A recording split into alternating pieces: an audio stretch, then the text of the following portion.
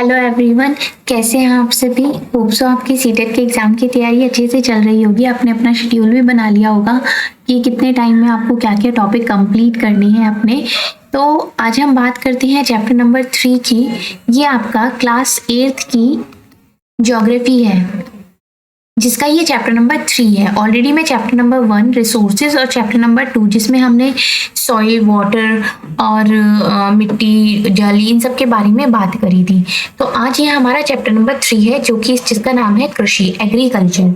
आज हम इसके बारे में बात करेंगे। इसमें हम क्या क्या पढ़ेंगे, मैं आपको एक बता देती हूँ इंट्रोडक्शन कि कृषि कितने टाइप की होती है, किस तरीके से खेती करी जाती है, क्या उसका प्रोसेस होता है, कौन कौन से देश में कौन कौन सी खेती होती है, ये सब कुछ आप इस चैप्टर में समझेंगे। तो आपको एक किसान के बारे में बहुत कुछ पता चलेगा इस चैप्टर को पढ़ने के बाद में।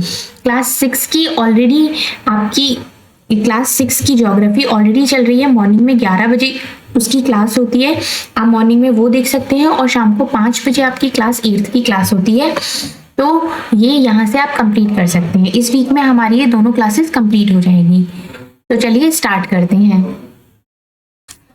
गुरप्रीत, मधु और टीना एक गांव से गुजर रहे थे। वहां उन लोगों ने एक किसान को खेत की जुताई करते हुए देखा। किसान ने उन लोगों से कहा कि वह गेहूं की बुआई करने जा रहा है और मृदा को अधिक उपजाऊ बनाने के लिए उसने अभी खाद डाला है। उसने बच्चों से कहा कि गेहूं मंडी में अच्छी कीमत पर बिकेगा, जहां से उसे आटे में परिवर्तित करके कारखाने में ब्रेड और बिस्किट बनाने के लिए ले जाया जाएगा। वो क्या कर रहा है किसान, वो अपनी जो उसकी मिट्टी है उसमें उसने खाद डाला है, जिससे कि जो उसका गेहूं है वो बहुत अच्छा उग सके, मंडी में वो बहुत अच्छी कीमत पर बिक सके। और जब उस गेहूं को आटे में चेंज करेंगे तो फिर उसे फैक्ट्रीज में भेजा जाएगा, जिससे कि उसकी ब्रेड और बिस्किट्स बनाए जाएंगे। यहाँ पर ये किसान ये कह रहा है। अब हम आगे देख लेते हैं। पौधों से परिष्कृत उत्पादक तक के रूपांतर में 3 प्रकार की आर्थिक क्रियाएं सम्मिलित होती हैं। मतलब इस पूरे प्रोसेस में 3 टाइप्स होते हैं, जैसे ये प्राइमरी, सेकेंडरी और टेरिटरी, मतलब प्राथमिक, द्वितीय और तृतीय क्रियाएं होती हैं।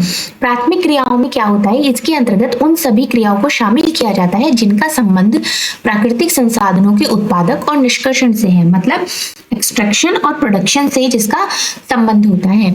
इसमें क्या क्या आता है, इसमें कृषि आता है, मत्स्य आता है, फिशिंग आता है, संग्रहण इनके अच्छे उदाहरण हैं। द्वितीय क्रियाओं में क्या आता है, संसाधन के प्रसंस्करण से संबंधित है। प्रसंस्करण मतलब हो गया कंसर्न है। इस्पात विनिर्माण, डबल रोटी पकाना और कपड़ा बुनना इन क्रियाओं के उदाहरण है। मतलब प्राइमरी में आपको समझ में आ गया, प्राइमरी में फार्मिंग आता है और फिशिंग आता है, मत्स्य का होता है, उसको संग्रहण करके रखते हैं, इसकी एग्जांपल्स हैं। और जो सेकेंडरी होता है उसमें आता है इस्पात विनिर्माण, डबल रोटी पकाना, कपड़ा बुनना, ये इन क्रियाओं के उदाहरण है। और जो तीसरे नंबर का होता है उसमें आता है प्राथमिक और द्वितीय क्षेत्र को सेवा कार्य द्वारा सहयोग प्रदान करना, जैसे कि यातायात, व्यापार, बैंकिंग, बीमा और विज्ञापन, ये सब जो आते हैं ये तृतीय क्रियाओं के उदाहरण आते हैं। अब यहाँ पर बात करते हैं कृषि की। कृषि एक प्राथमिक क्रिया है। फसलों, फलों, सब्जियों, फूलों को उगाना और पशुधन पालन इसमें शामिल है। विश्व में 50% लोग कृषि से संबंधित क्रियाओं में संलग्न हैं। मतलब पूरे वर्ल्ड में 50% लोग खेती करते हैं। भारत की 2/3 जनसंख्या अभी तक कृषि से पर निर्भर है। अब भारत की जितनी जनसंख्या है उसका 2/3 भाग जो है वो फार्मिंग पर ही डिपेंडेंट है। अनुकूल स्थलाकृति, मृदा और जलवायु कृषि क्रियाकलाप के लिए अनिवार्य है। अनुकूल स्थलाकृति मतलब जो उसकी जमीन है वो उसके अनुसार होनी चाहिए, मिट्टी उसकी फसल के अनुसार होनी चाहिए, और जो उसकी जलवायु है, उसका मौसम है, जो खेती करी जा रही है उसके अनुसार होनी चाहिए। हो सकता है कि आप चावल की खेती कर रहे हैं लेकिन मौसम मक्का की खेती के हिसाब से है, तो वो नहीं हो पाएगी। तो ये सारी चीजें बैलेंस फॉर्म में होनी बहुत जरूरी है। जिस भूमि पर फसल उगाई जाती है कृषिगत भूमि कहलाती है। मतलब जहां पर आप खेती करेंगे उस भूमि को क्या कहा जाता है, कृषिगत भूमि कहा जाता है। अब आप मानचित्र में देख सकते हैं मैप में कि कृषि क्रियाकलाप विश्व के उन्हीं प्रदेशों में संकेंद्रित है जहां फसल उगाने के लिए उपयुक्त कारक विद्यमान है। अब इस मैप को अगर एक बार देखें हम, तो इस मैप में आप देख सकते हैं कृषिगत भूमि का विश्व वितरण, मतलब पूरी विश्व में जो कृषिगत भूमि है वो किस तरीके से है। हम अपने इंडिया में देखते हैं, देखिए इतना जो पोर्शन है ये इंडिया का, ये किसका है, कृषिगत भूमि का है, ये रहा इतने पोर्शन में, ठीक है। आप पूरे वर्ल्ड में भी देख सकते हैं। अब आपकी नॉलेज के लिए है कि क्या आप जानते हैं जो एग्रीकल्चर होता है वो सिर्फ एग्रीकल्चर नहीं होता है, वो कितने टाइप्स का हो गया, 5 टाइप्स का हो गया। एग्रीकल्चर, सेरिकल्चर, पिसिकल्चर, विटिकल्चर और हॉर्टिकल्चर। अब ये क्या होते हैं, हम बात करते हैं। एग्रीकल्चर होता है कृषि से संबंधित, जिसमें क्या आता है, मृदा की जुताई करना, फसलों को उगाना, पशुपालन का विज्ञान और कला है, इसे खेती भी कहते हैं। उसके बाद आती है सेरिकल्चर। सेरिकल्चर किससे रिलेटेड होता है, रेशम के उत्पादन से संबंधित होता है, रेशम के कीटों का वाणिज्यिक पालन, वाणिज्यिक मतलब कमर्शियल फार्मिंग जो रेशम के कीड़ों का होता है, ये कृषक की आय में पूरक हो सकता है। ठीक है, सेरिकल्चर हो गया। तीसरा आता है पिसिकल्चर। पिसिकल्चर क्या होता है, फिशिंग, मत्स्य पालन, विशेष रूप से निर्मित तालाबों और पोखरों में मत्स्य पालन, जितने भी तालाब होते हैं, छोटे छोटे पोखर होते हैं, उनमें फिशिंग होना है। विटिकल्चर होता है द्राक्षाकृषि, मतलब अंगूर की खेती होती है, उसको हम विटिकल्चर कहते हैं। हॉर्टिकल्चर क्या होता है, वाणिज्य उपयोग के लिए सब्जी, फूलों और फलों को उगाना, मतलब कमर्शियल फार्मिंग जिसको हम कहते हैं वो होता है हॉर्टिकल्चर, जिसमें हम कमर्शियली सब्जियों को, फूलों को, फलों को, इन सब चीजों को उगाते हो। तो ये बहुत इंपॉर्टेंट है, मैं इस पे स्टार बना देती हूँ, आप इसको एक जगह जरूर नोट करके रखें कि सेरिकल्चर किस चीज से रिलेटेड है, पिसिकल्चर है तो वो किस चीज से रिलेटेड, विटिकल्चर किस चीज से रिलेटेड है, हॉर्टिकल्चर किस चीज से रिलेटेड है, ये आपको पता होना चाहिए। अब आता है कृषि तंत्र। कृषि तंत्र हो गया farm system. Farm system, farm system क्या होता है, कृषि या खेती का को एक तंत्र के रूप में देखा जा सकता है। इसके महत्वपूर्ण निवेश बीज, उर्वरक, मशीनरी और श्रमिक है। मतलब इसके क्या क्या है, सीड्स हो गए, फर्टिलाइजर हो गए, मशीनरी हो गई, लेबर हो गया, ये सब इसी में आता है। उसमें आता है जुताई, बुआई और आपका हो गया ये सिंचाई, निराई, कटाई, इसकी कुछ संक्रियाएं हैं, मतलब ये कुछ इसकी एक्टिविटीज है। इस तंत्र के निर्गतों के अंतर्गत फसल, ऊन, डेयरी और कुटकुट उत्पाद आते हैं। अब यहाँ पर आप देख सकते हैं, ये एक किसान है, ये किसान क्या कर रहा है, छिड़काव कर रहा है रसायन का, बीजों का, मशीनरी को यूज करेगा, उसके बाद कहीं जाके इसकी फसल उगेगी। यहाँ पर भी आप देख सकते हैं कि वो भंडारण करेगा, श्रम करेगा, मशीनरी का यूज करेगा, रसायन का यूज करेगा, उसके साथ साथ सूर्य का प्रकाश, वर्षा, मृदा, ढाल, तापमान, इतना सब कुछ होगा, तब जाके उसकी एक सीजन की फसल तैयार होती है। अब यहाँ पर हम बात करते हैं कृषि के प्रकार, टाइप्स ऑफ फार्मिंग, वो कितने प्रकार की होती है। अब तक आपको समझ में आ गया होगा कि किस तरीके से क्या होता है। अब यहाँ पर देख लेते हैं कृषि के क्या क्या टाइप हैं। विश्व में कृषि विभिन्न तरीकों से की जाती है। भौगोलिक दशाओं, उत्पाद की मांग, श्रम और प्रौद्योगिकी स्तर के आधार पर कृषि को दो मुख्य प्रकारों में वर्गीकृत किया जा सकता है, जिसको हम कहते हैं निर्वाह कृषि और वाणिज्यिक कृषि। निर्वाह कृषि को हम इंग्लिश में बोलते हैं सब्सिस्टेंस फार्मिंग। मैं यहाँ पर लिख देती हूँ सब्सिस्टेंस फार्मिंग। और ये जो हमारी वाणिज्यिक कृषि होती है, इसको हम बोलते हैं कमर्शियल फार्मिंग। कमर्शियल फार्मिंग, ठीक है। ये आप हिंदी इंग्लिश दोनों में टर्म लिखिए तो आपको ज्यादा अच्छे से इजी रहेगा। मतलब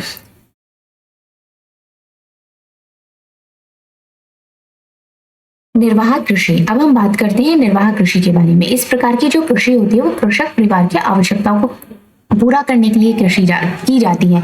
मतलब जो कृषक परिवार होता है, जो किसान होते हैं, उसी के परिवार की आवश्यकताओं को ये कृषि पूरा करती है।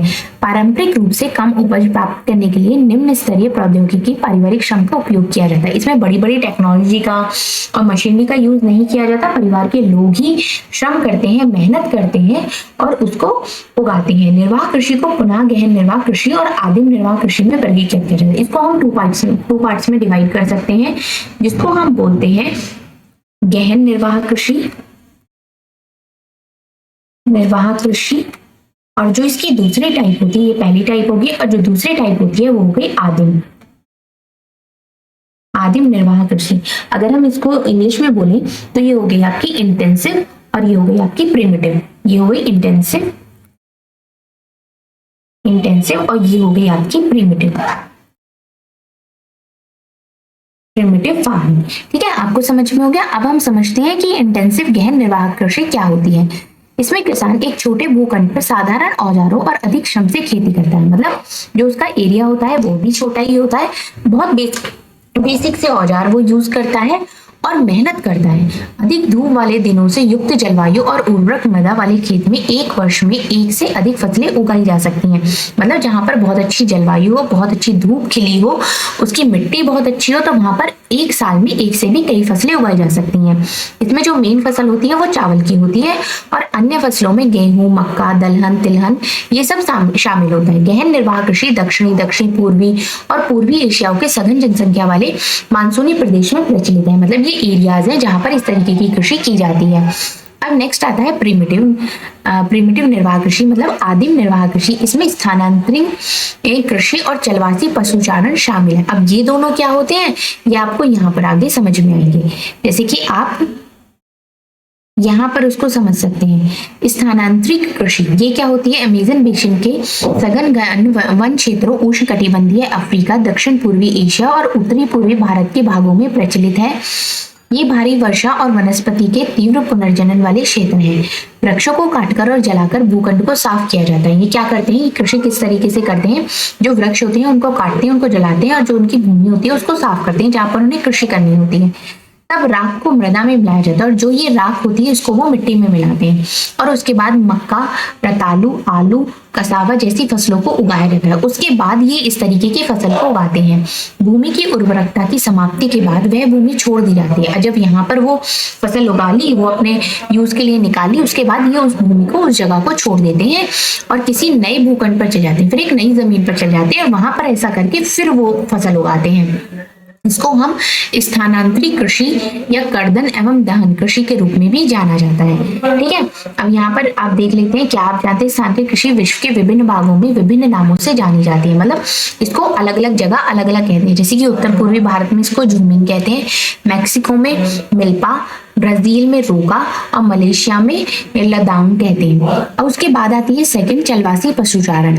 ये क्या होती है? सहारा के अर्ध शुष्क और शुष्क प्रदेशों में, मध्य एशिया और भारत के कुछ भागों जैसे कि राजस्थान और जम्मू कश्मीर में ये प्रचलित है। इस प्रकार के कृषि में पशुचारक अपने पशुओं के साथ चारे और पानी के लिए एक स्थान से दूसरे स्थान पर निश्चित मार्ग में घूमते रहते हैं। ये क्या होता है? जैसे कि नाम से भी पता चल रहा है कि चलवासी पशुचारण है कि अपने पशुओं को लेकर एक स्थान से दूसरे स्थान पर वो चलते रहते हैं। इस प्रकार की गतिविधि जलवायविक बाधाओं और भूभाग की प्रतिक्रिया स्वरूप उत्पन्न होती है। पशुचारक मुख्यतः भेड़, ऊंट, मवेशी, याक, बकरियां पालते हैं।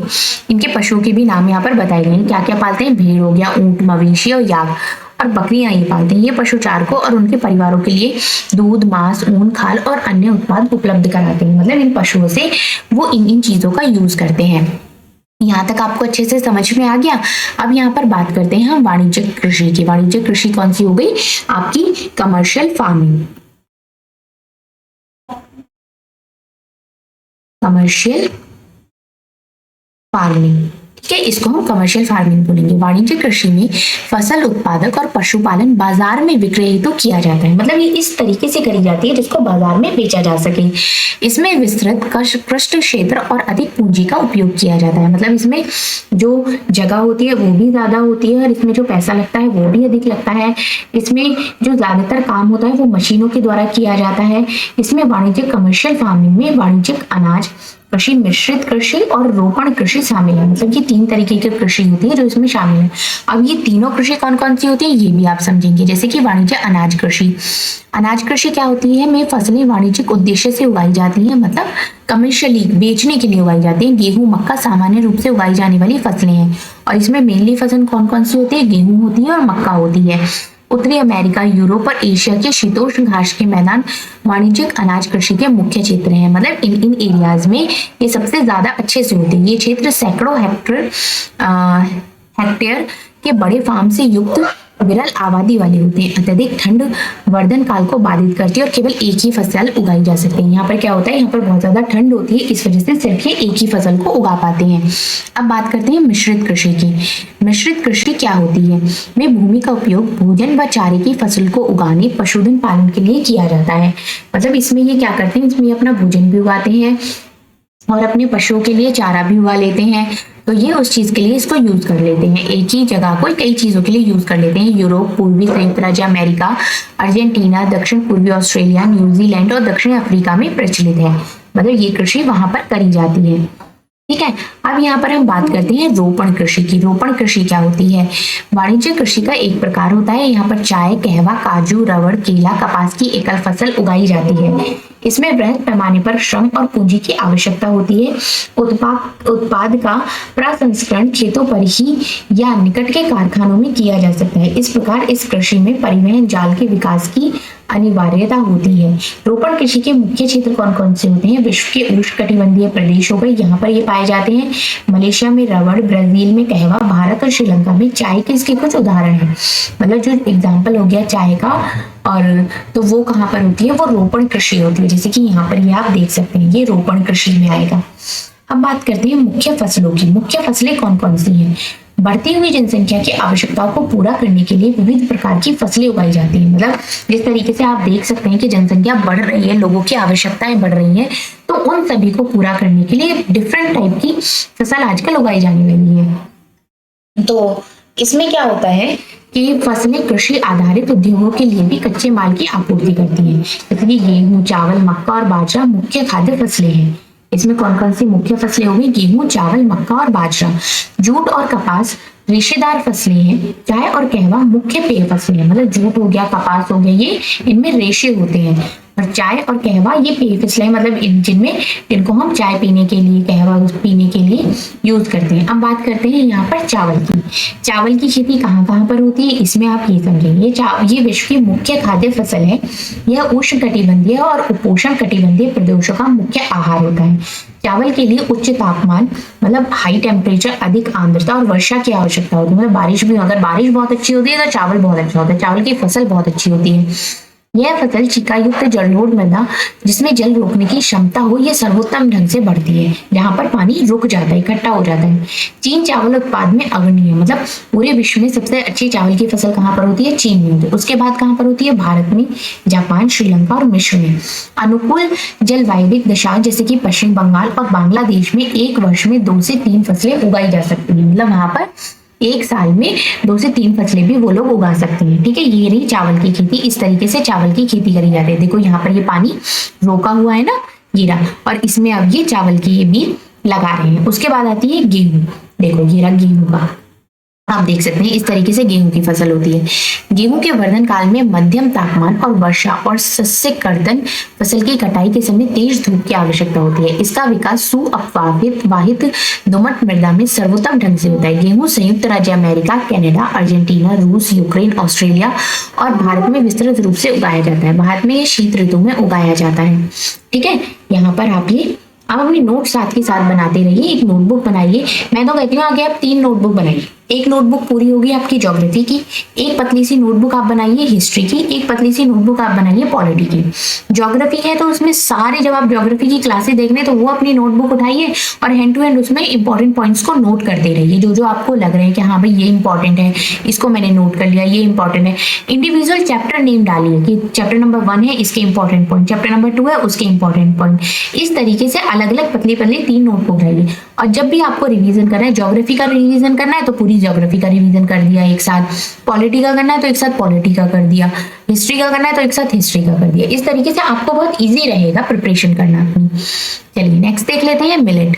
ये मोटे अनाज के रूप में भी जानी जाती है और कम उपजाऊ तथा बलुई मिट्टी में उगाई जा सकती है। ये एक ऐसी फसल है जिसे कम वर्षा और उच्च से मध्यम तापमान और पर्याप्त सूर्य की प्रकाश की आवश्यकता होती है।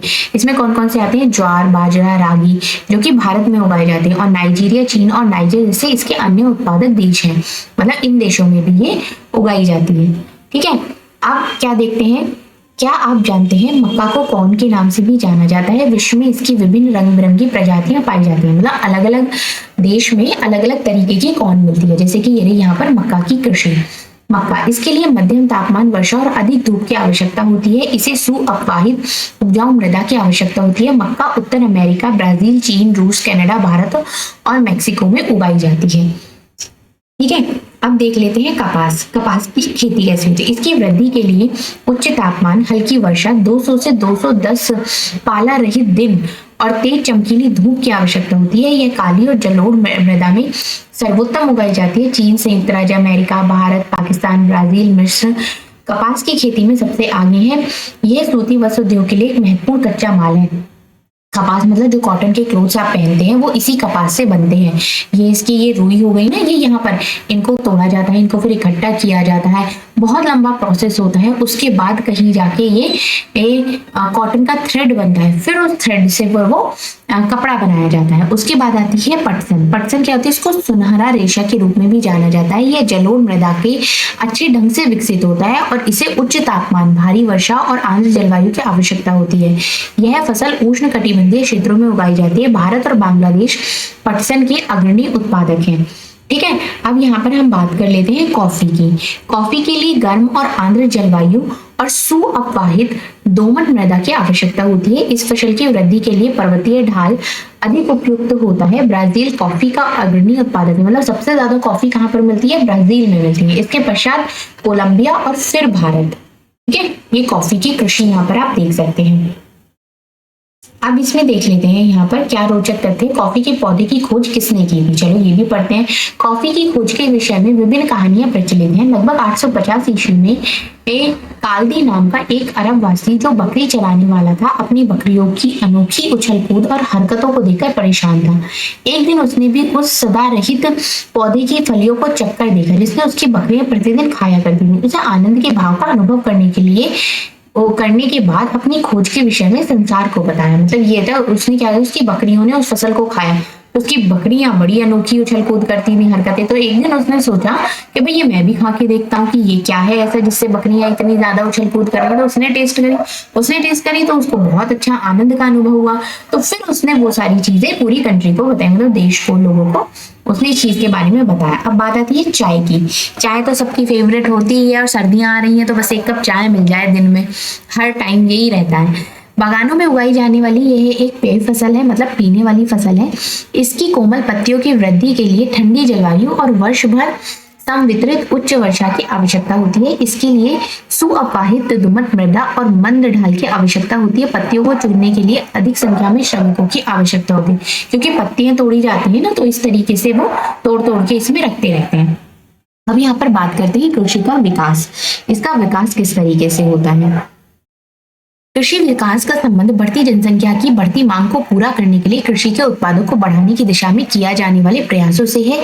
यह कई तरीकों से प्राप्त किया जा सकता है, जैसे कि बोए गए क्षेत्र में विस्तार करके, बोई जाने वाली फसलों की संख्या बढ़ाकर, सिंचाई सुविधाओं में सुधार करके, उर्वरकों और उच्च उपज देने वाले बीजों का प्रयोग द्वारा। कृषि का मशीनीकरण भी कृषि के विकास का एक अन्य पहलू है। कृषि के विकास का चरम लक्ष्य खाद्य सुरक्षा को बढ़ाना है। ठीक है, क्या आप जानते हैं खाद्य सुरक्षा तभी बनी रहती है जब सभी व्यक्तियों को क्रियाशील और स्वस्थ जीवन जीने का लिए आहार की आवश्यकता और प्राथमिकता के आधार पर हर समय पर्याप्त, सुरक्षित और पौष्टिक खाद्य पदार्थ की सुविधा उपलब्ध हो। ठीक है, कृषि का विकास विश्व के विभिन्न भागों में विभिन्न गतियों से हुआ है। अधिक जनसंख्या वाले विकासशील देश अधिकतर गहन कृषि करते हैं, जहाँ छोटी जोतों पर सामान्यतः जीविकोपार्जन के लिए फसलें उगाई जाती हैं, मतलब जीने के लिए। बड़ी जोत वाणिज्यिक कृषि के लिए अत्यधिक उपयुक्त होती है, जैसे संयुक्त राज्य अमेरिका, कनाडा और ऑस्ट्रेलिया में होता है। आओ हम दो फार्मों, एक भारत और दूसरे संयुक्त राज्य अमेरिका के वस्तु स्थिति अध्ययनों की सहायता से विकासशील और विकसित देशों के कृषि के विषय में पढ़ते हैं। अब यहाँ पर आप क्या करते हैं, यहाँ पर आप दो देश की, एक भारत का और एक संयुक्त राज्य अमेरिका का, एक विकसित देश है, एक विकासशील देश है, तो इन दोनों की कृषि के बारे में एक एक पढ़ेंगे। एक एक पैराग्राफ यहाँ पर दिया हुआ है और आप कंपेयर करके देख सकते हैं कि दोनों कंट्रीज में क्या डिफरेंस है। तो सबसे पहले एक भारत की बात हो रही है। उत्तर प्रदेश के गाजीपुर जिले में आदिलाबाद एक छोटा सा गांव है, मुन्नालाल इस गांव का एक छोटा सा किसान है जिसके पास 1.5 हेक्टेयर का एक फार्म है। उसका आवास मुख्य गांव में है। वह अधिक उपज देने वाले बीजों को बाजार में वर्षों के एकांतर पर खरीदता है। उसकी भूमि उर्वरक है और वह वर्ष में कम से कम 2 फसलें, सामान्यतः गेहूं और चावल दाल उगाता है। किसान अपने मित्रों बुजुर्गों के साथ सरकारी कृषि अधिकारियों से कृषि कार्यों के संबंध में सलाह लेता है। अपने खेत की जुताई के लिए भाड़े पर ट्रैक्टर लेता है। उसके कुछ मित्र जो हैं वो अभी भी बैलों से खेत जोतते हैं, जो कि परंपरागत विधि थी, लेकिन वो क्या करता है, पास के खेत से एक नलकूप है जिसे वह अपने किराए पर लेता है और अपने सिंचाई के लिए भाड़े पर लेता है। मुन्ना लाल के पास 2 भैंसें हैं, कुछ मुर्गी हैं। वो निकट के शहर में स्थित सहकारी भंडार में दूध भी बेचता है। वहां का वो सदस्य भी है। सहकारी समिति उसके जानवरों के लिए चारे के प्रकार, पशुधन के स्वास्थ्य के सुरक्षात्मक उपायों और कृत्रिम गर्भाधान के संबंध में भी सलाह देते हैं। कृषि के विविध कार्यों में परिवार के सभी सदस्य उसकी सहायता करते हैं। कभी कभी वह बैंक या कृषि सहकारी समिति से बीजों की उच्च उपज वाली किस्मों और औजारों को भी खरीदने के लिए ऋण लेता है। वह अपने उत्पाद को निकट के शहर में स्थित मंडी में बेच देता है। अधिकांश किसानों के पास भंडारण सुविधाओं की कमी होती है, इसलिए वे बाजार के अनुरूप ना होने पर भी अपने उत्पादों को बेचने के लिए विवश हो जाते हैं। हाल ही में वर्षों में सरकार ने भंडारण की सुविधाओं के विकास के लिए कुछ कदम उठाए हैं, जैसे कि यहाँ आप देख सकते हैं, ये है भारत का खेत। ठीक है, अब यहाँ पर आ जाते हैं संयुक्त राज्य अमेरिका का एक फार्म। ये एक फार्म है संयुक्त राज्य अमेरिका का, और पीड़क नाशकों का छिड़काव, वो खेत में छिड़काव किस तरीके से करते हैं, वो इस तरीके से छिड़काव करते हैं। अब इसको हम एक बार पढ़ लेते हैं। संयुक्त राज्य अमेरिका में एक फार्म का औसत आकार भारतीय फार्म की तुलना में बहुत बड़ा होता है। संयुक्त राज्य अमेरिका में एक प्रारूपिक फार्म का आकार 250 हेक्टेयर होता है। किसान सामान्यतः फार्म में रहता है। मक्का, सोयाबीन, गेहूं, चुकंदर यहाँ उगाई जाने वाली कुछ महत्वपूर्ण फसलें हैं। संयुक्त राज्य अमेरिका के मध्य पश्चिम में स्थित आयोवा राज्य के एक किसान जो हॉर्न के पास 300 हेक्टेयर भूमि है, वह अपने खेत में मक्का तब उगाता है जब वह आश्वस्त हो कि मृदा और जल संसाधन इस फसल की आवश्यकता को पूरा कर देंगे। फसल को नुकसान पहुंचाने वाले पेड़ों पर नियंत्रण के लिए पर्याप्त उपाय किए जाते हैं। समय समय पर वह मृदा के नमूनों को मृदा परीक्षण प्रयोगशाला में जांच के लिए भेजता है कि उसमें पर्याप्त पोषक है या नहीं। ये परिणाम जो हॉर्न को वैज्ञानिक उर्वरक कार्यक्रमों की योजना बनाने में मदद करते हैं। उसका कंप्यूटर उपग्रह से जुड़ा हुआ है जो उसे उसके खेत की यथार्थ तस्वीर देता रहता है। यह रासायनिक उर्वरकों और पीड़क नाशकों का आवश्यकतानुसार प्रयोग करने में उसकी मदद करता है। वह ट्रैक्टरों, बीज बोने की मशीन,